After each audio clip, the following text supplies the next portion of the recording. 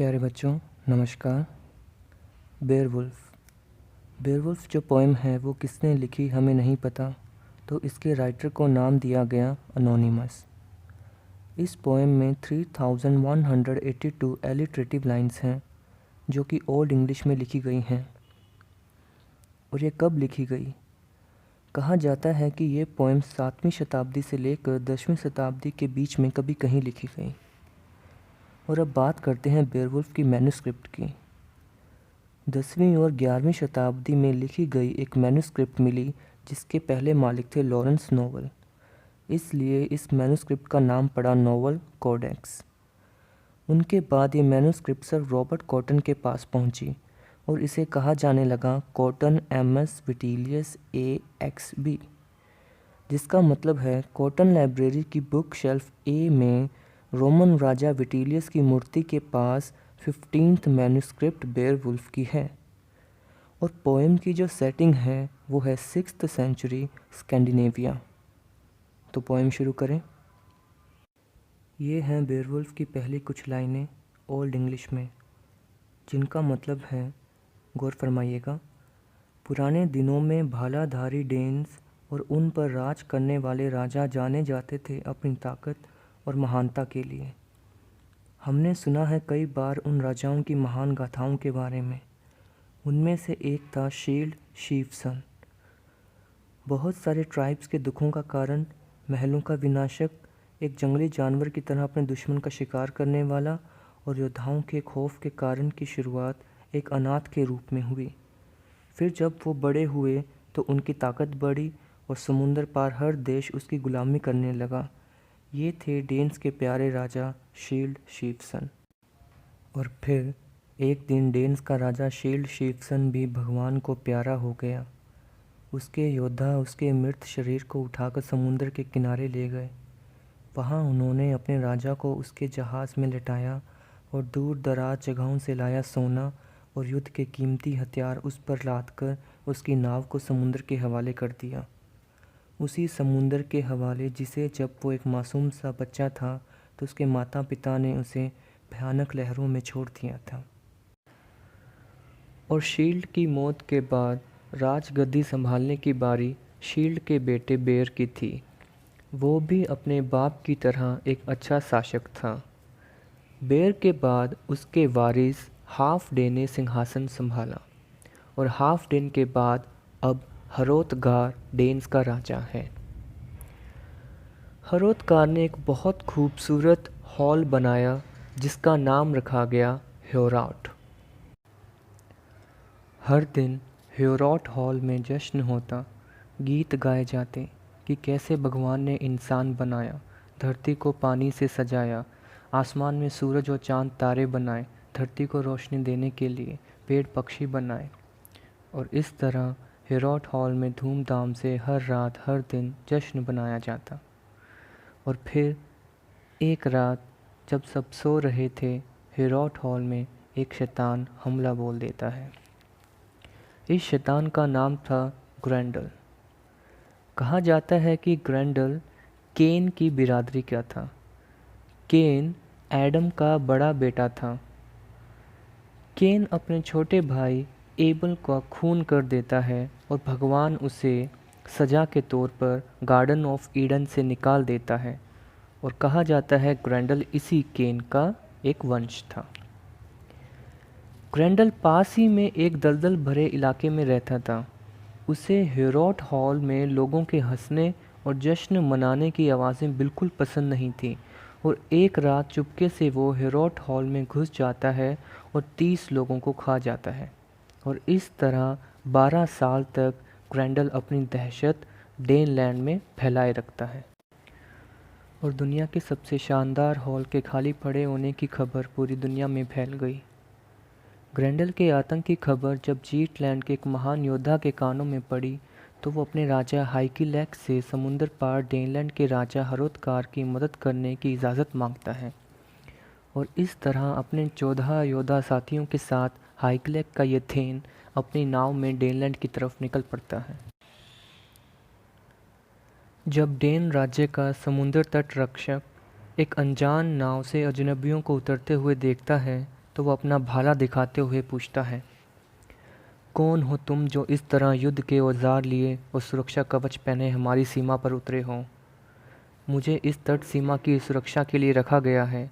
आज से पहले मैंने कभी किसी की इतनी हिम्मत नहीं देखी कि बिना पूछे यहाँ कदम रखे, और ना ही मैंने कभी तुम लोगों से ज़्यादा बहादुर इंसान देखे।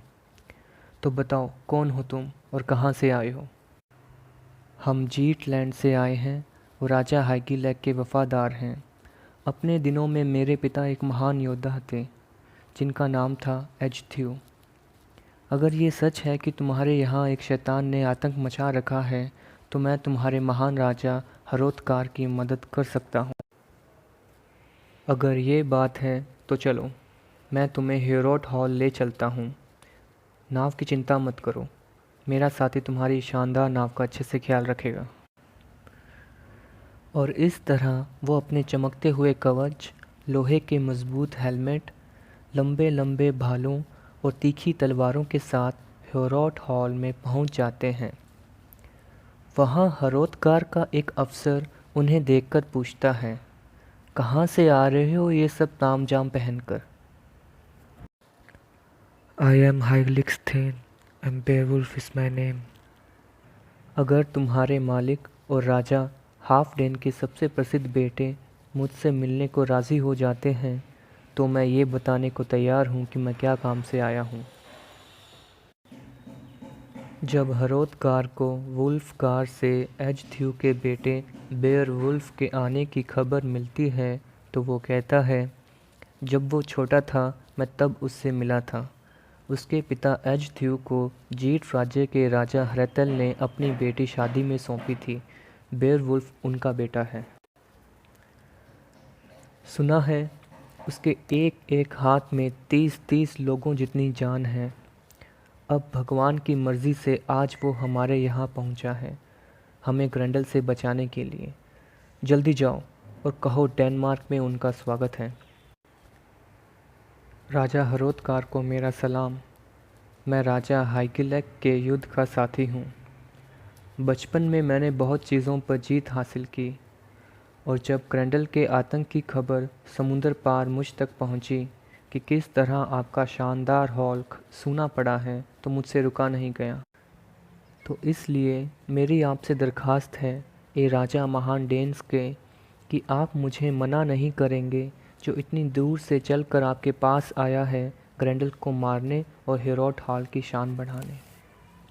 और मैं मेरे राजा हाइगीलैग का नाम और रोशन करने के लिए ये कसम खाता हूँ कि मैं इन बाजुओं के अलावा ना ही कोई तलवार और ना ही कोई हथियार इस्तेमाल करूँगा। बहुत बार योद्धा दारू के जोश में कसम खाते हैं और अपनी तीखी तलवारों के साथ इंतज़ार करते हैं ग्रेंडल का, पर फिर अगली सुबह हेरोट हॉल के दीवारों पर मेरे वफ़ादार साथियों के सिर्फ खून के छींटे ही मिलते हैं। चलो, तुम भी अब जी भर कर खाना खा लो। अनफर्थ, जो कि एजलाफ का बेटा है, उसे बेयरवुल्फ की इतनी खातिरदारी होते देख ईर्ष्या होती है, और वो कहता है, क्या तुम वही बेयरवुल्फ हो जो ब्रेका से एक तैराकी प्रतियोगिता में हार गया था? चाहे तुमने कितने भी युद्ध जीते हों, पर ग्रेंडल को हराना। ये बात सुनकर बेयरवुल्फ कहता है, मेरे दोस्त अनफर्थ, शायद तुम्हें ज़्यादा चढ़ गई है। सच तो ये है, उस मुकाबले में मैं सबसे तगड़ा तैराक बनकर बाहर निकला। ब्रेका और मैं बचपन के दोस्त हैं, और एक दिन हमने शर्त लगाई और दोनों कूद पड़े समुंदर में। 5 रातों तक कंधे से कंधा मिलाकर हम तैरते रहे, और फिर एक समुद्री तूफ़ान आया और हम खो गए। समुंदर की गहराई से भयानक जानवरों ने मुझ पर हमला कर दिया, और जब मैं पानी से बाहर आया तो मेरी तलवार पर 9 समुद्री शैतानों का खून लगा था। पर जहाँ तक मुझे याद है, मैंने कभी नहीं सुना कि तुमने कभी कोई ऐसे दिल दहला देने वाला कोई काम किया हो। पर हाँ, ये ज़रूर सुना है कि तुमने अपने खुद के भाइयों का ही खून कर दिया। कड़वी पर सच्ची बात यह है मेरे दोस्त अनफर्थ, अगर तुम सही में इतने ताकतवर और निडर होते तो अब तक ग्रेंडल ज़िंदा नहीं होता। पर ग्रेंडल को पता है कि उसे तुमसे कोई ख़तरा नहीं, वो जब चाहे तुम डेन्स को एक मच्छर की तरह कुचल सकता है, पर जब वो मुझसे भिड़ेगा तब उसे पता चलेगा कि असली मर्द कौन होता है।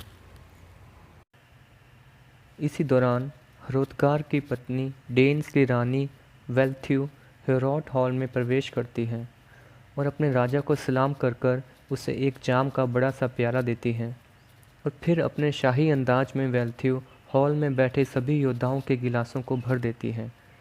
जब बेयरवुल्फ के खाली प्याले को भरने की बारी आती है तो वो थोड़े से शब्दों में उसका डेनमार्क में स्वागत करती है। बेयरवुल्फ रानी के हाथों से प्याला लेते हुए कहता है, जब मैं घर से अपने योद्धाओं के साथ समुद्री रास्ते पर निकला तो मेरे मन में सिर्फ एक ही बात थी, ग्रेंडल का खात्मा। जब वेल्थ्यू ये बात सुनती है तो वो हल्के से मुस्कुराती है और अपने राजा हरोदकार के पास जाकर बैठ जाती है।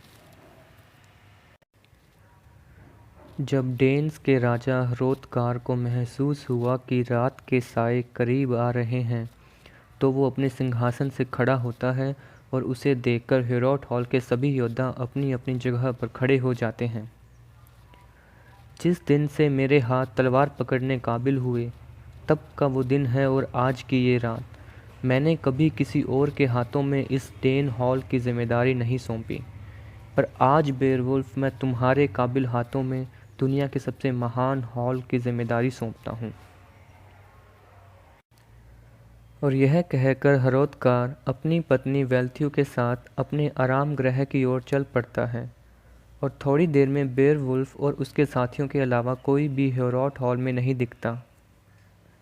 बेयरवुल्फ अपने सुरक्षा कवच को निकालते हुए बोलता है, जहाँ तक लड़ाई की बात आती है मैं अपने आप को उतना ही खूंखार मानता हूँ जितना कि ग्रेंडल।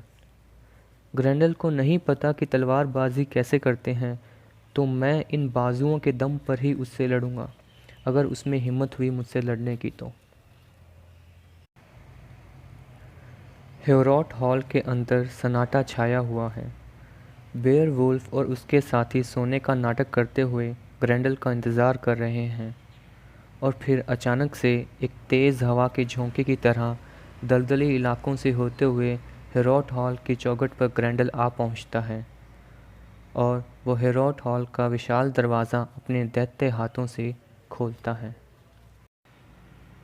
आज की रात से पहले उसे हेरोट हॉल हमेशा खाली मिलता और वो अकेला इस महान हॉल की गलियों में घूमता रहता, पर आज जब वो दरवाज़ा खोलता है तो उसे कुछ अजनबी सोए हुए दिखाई देते हैं और उसकी डरावनी आंखों में खून उतर पड़ता है और वो गुस्से में हेरोट हॉल का मजबूत दरवाज़ा उखाड़ फेंकता है और बेयरवुल्फ के एक साथी को अपने दांतों से चीर देता है और फिर वो अपने पंजे उठाता है बेयरवुल्फ को मारने के लिए, पर बेयरवुल्फ उसका दैत्य हाथ पकड़ लेता है और उसे मरोड़ देता है।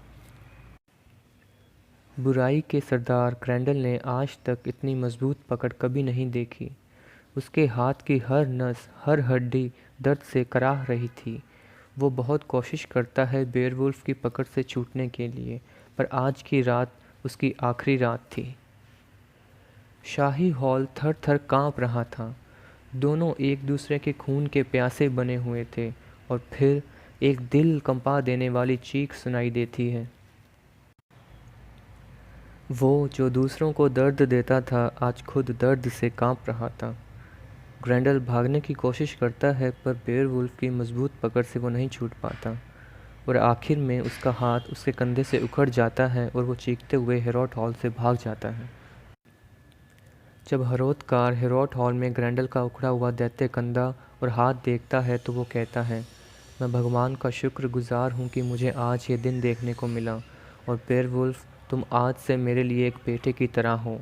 तुम्हें दुनिया की जो भी चीज़ चाहिए तुम्हें मिलेगी। और यह सुनकर बेयरवुल्फ कहता है, काश सिर्फ इस एक हाथ की बजाय पूरे का पूरा ग्रेंडल आपके कदमों में पड़ा होता। और फिर हेरोट हॉल की मुरम्मत करवाई गई और जश्न मनाया गया और इनाम में एक सुंदरता से भुना हुआ बैनर, छाती का कवच, एक हेलमेट, 8 घोड़े और एक बहुमूल्य तलवार हरोदकार ने बेयरवुल्फ को इनाम में दी और उसके साथियों को भी अच्छे से नवाजा गया। रानी वेल्थ्यू ने 2 सोने के कंगन, एक सुरक्षा कवच और बहुत सारी अंगूठियाँ और पृथ्वी की सबसे खूबसूरत सोने की गले की कंठी बेयरवुल्फ को इनाम में दी।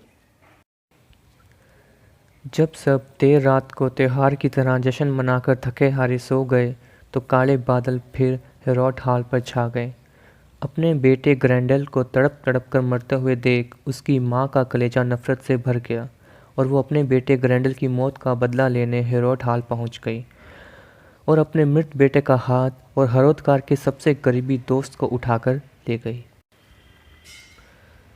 अगली सुबह जब हरोदकार को ग्रैंडल की माँ के हमले के बारे में पता चलता है तो वो जल्दी से जल्दी बेयरवुल्फ को बुलाने का हुक्म देता है। इन सब बातों से अनजान बेयरवुल्फ जब हेरोट हॉल पहुंचता है तो वो राजा से पूछता है, उम्मीद करता हूँ कि कल आप चैन की नींद सोए होंगे। चैन? क्या होता है चैन? दुख फिर से मेरे दरवाजे पर दस्तक दे गया है। मेरा दोस्त, मेरा भाई अशचीर मर चुका है। यहाँ से कुछ मील दूर एक बर्फ़ में जकड़ी लकड़ी इंतज़ार करती है और नज़र रखती है एक तालाब के ऊपर। रात को उस तालाब का पानी उबलने लगता है और आज तक किसी भी इंसान का बेटा उस तालाब की गहराई को नहीं देख पाया। उस तालाब के तट पर एक हिरन रुकता है जिसका पीछा शिकारी भेड़िए कर रहे हैं, पर वो अपनी जान तालाब में डूबकर देने से भला जंगल में खूंखार भेड़ियों से मरना ज़्यादा पसंद करता है। जब उस तालाब के ऊपर काले बादल छाते हैं और तेज़ हवाएं चलती हैं, बिजली कड़कती है तो उस तालाब की गहराई से एक चीख आसमान को छूती है, अब सिर्फ तुम ही मेरी मदद कर सकते हो बेयरवुल्फ। मेरे समझदार राजा, आप उदास मत होइए। अपनों की मौत का मातम मनाने से अच्छा उनकी मौत का बदला लेना होता है और हर इंसान अपनी मौत का इंतज़ार कर रहा है। देखते हैं कौन मरने से पहले नाम और शान कमाता है। और बेयरवुल्फ की बात सुनकर डेन्स का बूढ़ा राजा अपने घोड़े पर सवार होकर बेयरवुल्फ के साथ तालाब की ओर रुख कर लेता है। खतरनाक रास्तों से होते हुए वो आखिरकार उस उदास बर्फ़ में जकड़ी जंगल की लकड़ी के पास पहुंच जाते हैं तो वो देखते हैं कि तालाब का पानी खून के रंग में रंगा हुआ है। आसपास चट्टानों पर पेड़ों की जड़ें टंगी हुई हैं और जब वो अशचीर का कटा हुआ सर चट्टान के पास पड़ा हुआ देखते हैं तो सभी डेन्स के रोंगटे खड़े हो जाते हैं। पानी में हर तरह के खतरनाक जानवर तैर रहे थे। मगरमच्छ, जहरीले सांप, भरा पड़ा था तालाब। बेयरवुल्फ अपनी छाती को सुरक्षित रखने के लिए एक मजबूत सुरक्षा कवच पहनता है और सर पर एक सोने से बना हेलमेट लगाता है और फिर अनफर्ट के द्वारा दी गई उसकी लोहे की तलवार हरंटिंग को अपने मजबूत हाथों में उठाता है और राजा हरोदकार से कहता है, राजाओं के राजा, अगर मैं इस तालाब से ज़िंदा बाहर ना निकला तो आप अपनी वो कही हुई बात मत भूलना कि मैं आपके बेटे जैसा हूँ। मेरे साथियों का ध्यान रखना और याद रखना कि जो भी सोना मैंने जीता है वो मेरे राजा हाइकिलैक को भिजवा दिया जाए ताकि जीट्स के राजा को भी मालूम पड़े कि डेन्स के राजा का कितना बड़ा दिल है। और अनफर्ट को मेरी तलवार सौंप देना। और यह कहकर वो तालाब में छलांग लगा देता है। 100 सालों से तालाब में शिकार करने वाली ग्रैंडल की माँ को एक इंसान के होने की बू आती है और वो तेज़ी से उस पर झपट पड़ती है और अपने पंजों में कसे बेयरवुल्फ को अपने बिल में ले जाकर पटक देती है। बेयरवुल्फ अपनी तलवार से ग्रैंडल की माँ के सर पर ज़ोर से वार करता है पर तलवार का कोई असर नहीं। गुस्से में वो तलवार को फेंक देता है और अपनी बाजुओं के दम पर लड़ाई करने के लिए तैयार हो जाता है।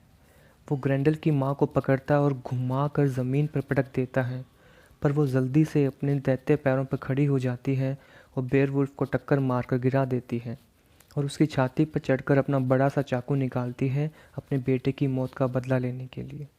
पर बेयरवुल्फ का मजबूती से बना कवच चाकू की नोक को मरोड़ देता है। तभी बेयरवुल्फ को उस बिल में एक बड़ी सी पुरानी ज़माने की तलवार दिखाई देती है, पर इतनी भारी तलवार को सिर्फ बेयरवुल्फ ही उठा सकता था।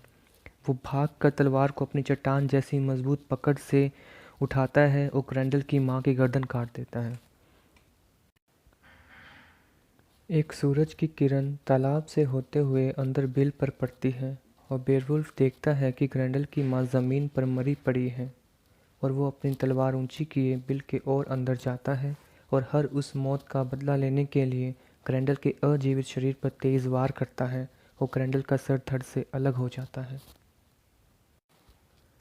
बाहर उसके साथी और राजा हरोत्कार तालाब पर नज़र गड़ाए बैठे हैं और जब तालाब की सतह पर लाल खून दिखाई देता है तो हरोत्कार का सर झुक जाता है और वो उदास मन से घर की ओर चल पड़ता है, पर बेवुल्फ के साथी अभी भी फटी आंखों से तालाब को घूर रहे थे। बेवुल्फ देखता है कि बिल में बहुत सारा कीमती खजाना पड़ा है, पर वो सिर्फ ग्रेंडल का कटा सर और वो पुरानी तलवार जिसकी धार पिघल चुकी थी उन्हें लेकर तालाब से बाहर आता है और उसके साथी खुशी के मारे चीखने लग जाते हैं।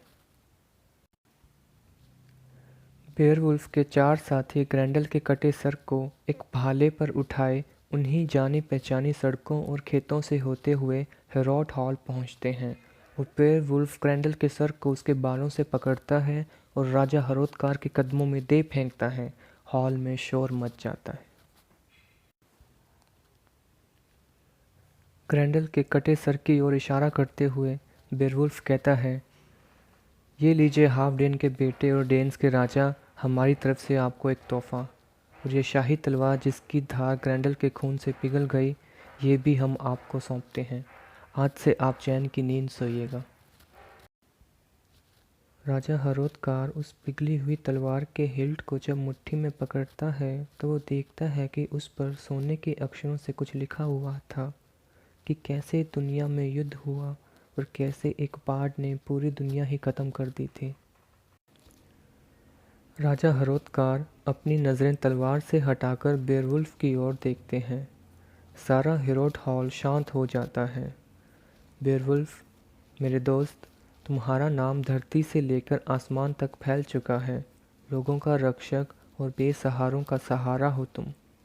पर राजा हेरमोड अलग थे। जिस तरह उन्होंने एजबला के बेटों के साथ दुर्व्यवहार किया और दर्द और आंसुओं के अलावा उन्होंने कभी कुछ नहीं दिया डेन्स के लोगों को। भगवान ने उन्हें शक्तिशाली और विजयी बनाया, पर वो खून के प्यासे हो गए थे और अपनों के ही दुश्मन बन गए थे। आखिर में वो अकेले ही अपने आलीशान महल में मर गए।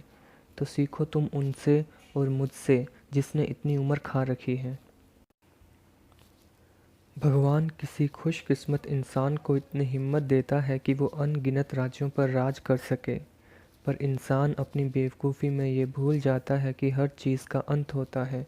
वो अपनी जवानी और समय फालतू चीज़ों में व्यर्थ कर देता है और अपनी जवानी के जोश में वो ये भूल जाता है कि एक दिन एक शिकारी का तीर उसके दिल के आर पार हो जाएगा और उसका ये भाड़े का शरीर ज़मीन पर पड़ा दम तोड़ देगा और उसके इकट्ठे किए हुए धन से कोई और गुलछरे उड़ाएगा। ओ योद्धाओं के फूल, बचना ज़रा इस जाल से, हमेशा सही राह चुनना और घमंड से बचना। कुछ समय के लिए तुम्हारी ये जवानी का फूल खिला रहेगा, पर यह बहुत जल्दी फीका पड़ जाएगा और उसके बाद बीमारी, तेज़धार तलवार, कोई उड़ता हुआ तीर या बुढ़ापा तुम्हारा इंतज़ार करेंगे। तुम्हारी ये पैनी नज़र भी एक दिन कमज़ोर पड़ जाएगी और मौत तुम्हें अपने साथ उड़ा कर ले जाएगी। जिस तरह 50 साल तक मैंने मेरे डेन राज्य का तलवार और ताकत के साथ ख्याल रखा और मुझे लगने लगा कि मेरे दुश्मन दुनिया से गायब हो चुके हैं, पर उसके बाद जो हुआ वो तुम्हें पता ही है। ग्रेंडल ने मेरे राज्य पर हमला कर दिया और उस पल से मेरे दिल में खौफ बैठ गया। पर मैं भगवान का दोनों हाथ जोड़कर धन्यवाद करता हूँ कि आज उसने ये खून टपकता ग्रेंडल का कटा हुआ सर मेरे कदमों में रखा। पूरा सोने का हाल झूम पड़ता है खुशी से। देर रात तक सब जश्न मनाते हैं और फिर सब खुशी के नशे में डूबे अपने अपने घर चले जाते हैं। बेवुल्फ और उसके साथियों की आज आखिरी रात थी हेरोड हॉल में। कल वो समुद्र पार अपने घर लौट जाएंगे। चिड़ियों की चहचहाहट और सूरज की किरणें हेरोड हॉल में गूंज उठती हैं। बेवुल्फ उठते ही सबसे पहले अनफर्थ को उसकी तलवार हरंटिंग लौटाता है। शुक्रिया अनफर्थ, अपनी तलवार मुझे देने के लिए। ये एक दोस्त की तरह मेरे साथ रही और लड़ाई में मेरे काम आई। बेवुल्फ और उसके साथी अपना सामान बांधकर जाने की इजाज़त मांगते हैं। हम जो समुंदर पार से आए हैं, हमारे जाने का वक्त आ गया है। आपने हमारा बहुत ख्याल रखा। जब भी आपको कभी मेरी ज़रूरत हो तो मैं और मेरे राजा हाइग्लक अपने योद्धाओं के साथ तलवारें लेकर आपके साथ खड़े हो जाएंगे। बेवुल्फ की बात सुनकर राजा हरोत्कार कहते हैं, तुम शरीर से तगड़े, दिमाग से मजबूत और ज़ुबान से महान हो। अगर तुम्हारे राजा के बेटे किसी तलवार या बीमारी के शिकार हो गए और तुम जिंदा हुए तो मेरा मानना है कि तुमसे बेहतर राजा जीट्स को कहीं और नहीं मिलेगा। और मेरी तरफ से ये 12 खजाने इनाम में, और मिलते रहना। यह कहकर चांदी रंग के बालों वाला राजा बेयरवुल्फ को गले लगाता है और उसकी बूढ़ी आंखों से आंसू टपकने लगते हैं, क्योंकि उसे पता था कि आज के बाद वो कभी नहीं मिलेंगे। बेयरवुल्फ और उसके योद्धा साथी जाने पहचाने रास्तों से होते हुए उसी तट पर पहुंच जाते हैं जहां वो उतरे थे। डेन राज्य का तट रक्षक जीट्स के योद्धाओं को देख एक गर्व से भरा सलाम ठोकता है और कहता है कि जब तुम घर लौटोगे तो तुम्हें कितना प्यार और इज्जत मिलेगी। फिर बेयरवुल्फ की जहाज़ को सोने और खजाने से भर दिया जाता है। बेयरवुल्फ एक तलवार जिसमें सोना जड़ा हुआ था उसे एक सैनिक को देते कहता है, शुक्रिया मेरे जहाज़ का ख्याल रखने के लिए। बेयरवुल्फ की जहाज़ समुद्री रास्ते से होते हुए उसी जाने पहचाने तट पर लौट आती है जहां से वो चली थी। बेयरवुल्फ और उसके साथी जहाज़ से उतरते हैं और सीधा अपने राजा हाइगीलैक के महल में पहुंच जाते हैं। तो कैसी रही तुम्हारी यात्रा मेरे बच्चे? बेयरवुल्फ अपने अंकल और जीट लैंड के राजा हाइगीलैक को पूरी कहानी सुनाता है। और इस तरह हेरोट हॉल में वापस चिड़ियों की चहचहाट गूंज उठी और डेन्स के राजा ने हमें ये सब खजाना इनाम में दिया, जो कि मैं खुशी खुशी आपको भेंट करता हूँ। मेरे राजा हाइगीलैक, डेन्स के राजा के द्वारा दिया गया ये युद्ध का हेलमेट, ये कवच, ये कीमती तलवार और ये सुंदर घोड़े मैं आपको समर्पित करता हूँ। और रानी हाइगिड, उम्मीद है आपको ये खूबसूरत गले की कंठी पसंद आएगी। राजा हाइगीलैक बेयरवुल्फ से खुश होकर उसे एक महल और बहुत सारी ज़मीन इनाम में दे देता है और उसकी ज़मीन और महल की सुरक्षा करने के लिए अपने पिता हरेथल की तलवार भी उसे भेंट कर देता है। और फिर वो वक्त आया जब राजा हाइगीलैक एक युद्ध में शहीद हो गए और उनके बेटे हेरड्रेड भी शेल्फिंग्स के तीर से दम तोड़ देते हैं। और इस तरह जीटलैंड के सिंहासन पर बेयरवुल्फ बैठता है और 50 साल तक राज करता है। पर एक दिन बेयरवुल्फ के देश जीटलैंड पर काला साया छा गया, जिसका नाम था ड्रैगन। ज़मीन के अंदर एक बैरो में एक ड्रैगन रहता था। उसका बड़ा सा बैरो नीचे से लेकर छत तक खजाने से भरा पड़ा था और ड्रैगन इस कीमती खजाने की सुरक्षा करता था। पर एक दिन जब ड्रैगन सो रहा था तो चुपके से कोई आता है और ड्रैगन के लंबे खूंखार सोते हुए सर के पास से होते हुए एक गोबलेट चुरा के ले जाता है। जब ड्रैगन उठता है तो उसे किसी इंसान के कदमों के निशान दिखते हैं और जब उसे पता लगता है कि उसके खजाने में से किसी ने उसका कीमती सोने का कप चुरा लिया है तो ड्रैगन गुस्से में लाल हो जाता है और वो आग उबलता अपने बैरों से बाहर निकलता है और बेयरवुल्फ के घर को जलाकर राख कर देता है। अपने घर के जल जाने की खबर से बेयरवुल्फ उदास हो जाता है कि कहीं उससे कोई गलती तो नहीं हो गई जिसकी वजह से भगवान ने आज उसे ये मायूस दिन दिखाया।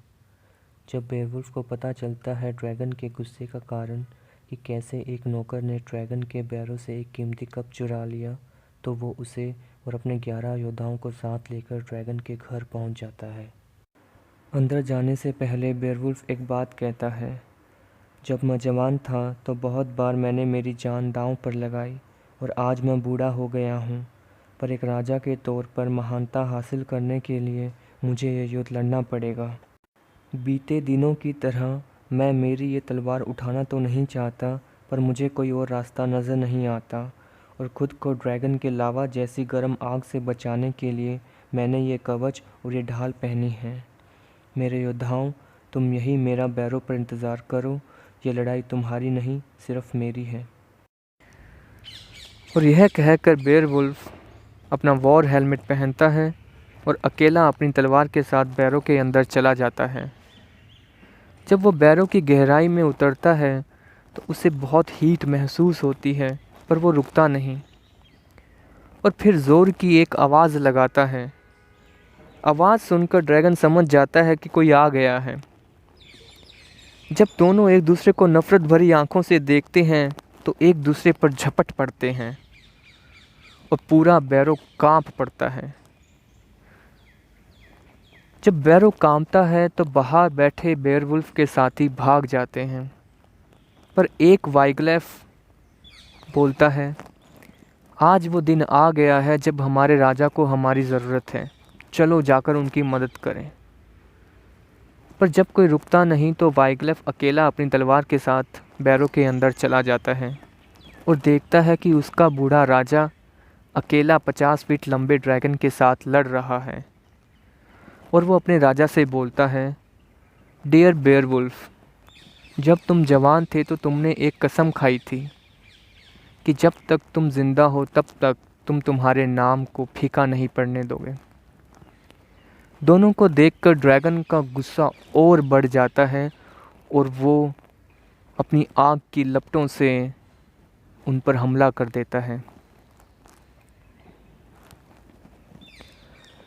वाइगलैफ के शब्दों से बेयरवुल्फ के हाथों में नई जान आ जाती है और वो अपनी तलवार के साथ ड्रैगन पर हमला बोल देता है, पर बेयरवुल्फ की लोहे की तलवार टूट जाती है। ड्रैगन तीसरी बार बेयरवुल्फ पर हमला करता है और अपने दांत बेयरवुल्फ की गर्दन में घोंप देता है। इसी दौरान वाइगलैफ अपनी तलवार के साथ ड्रैगन का पेट चीर देता है और ड्रैगन की जो आग की लपटें हैं वो फीकी पड़ना शुरू हो जाती हैं। बेयरवुल्फ की गर्दन से खून निकल रहा है, पर वो अपना चाकू निकालता है और ड्रैगन के फ्लैंक में घुसा देता है। ड्रैगन धम करके गिर जाता है और मर जाता है। ड्रैगन मर चुका है और बेयरवुल्फ को महसूस होता है कि उसका अंत भी करीब है। वो अपने अंतिम युद्ध के साथी वाइगलैफ से कहता है, काश मेरा भी कोई बेटा होता जिसे मैं मेरा ये हेलमेट और कवच विरासत में दे सकता और मेरे जाने के बाद उसके थ्रू जी सकता। मेरे प्यारे वाइगलैफ, जल्दी से जाओ और ख़जाना लेकर आओ। मरने से पहले मैं एक बार देखूं तो सही क्या है ये ख़जाना। जब वाइगलैफ अपने राजा के लिए ख़जाना लेकर लौटता है तो बेयरवुल्फ उदासी भरी नज़रों से ख़जाने की ओर देखता है और कहता है, मैं ऊपर वाले का शुक्रगुजार हूँ कि मैं मेरे लोगों के लिए ख़जाना छोड़कर जा रहा हूँ जिसे मैंने मेरी आखिरी सांस से जीता है। अब मेरी प्रजा का ध्यान तुम्हें रखना होगा वाइगलैफ, मैं और नहीं लड़ सकता। और मेरे साथियों को हुक्म देना कि जब मेरी चिता की आग ठंडी पड़ जाए तो वहाँ एक बैरो बनाएं, ताकि दूर समुद्र में जा रहे लोग जब देखें तो कहें, वो देखो बेयरवुल्फ का बैरो। यह कहकर वो अपना मजबूत कवच और युद्ध का हेलमेट वाइगलैफ को देते हुए बेयरवुल्फ अपनी आखिरी बात कहता है, मेरे प्यारे वाइगलैफ, तुम आखिरी योद्धा हो। बाकी सबको किस्मत अपने साथ बहा कर ले गई और अब मुझे भी वहीं जाना पड़ेगा। और यह कहकर बेयरवुल्फ अपनी आखिरी सांस लेता है।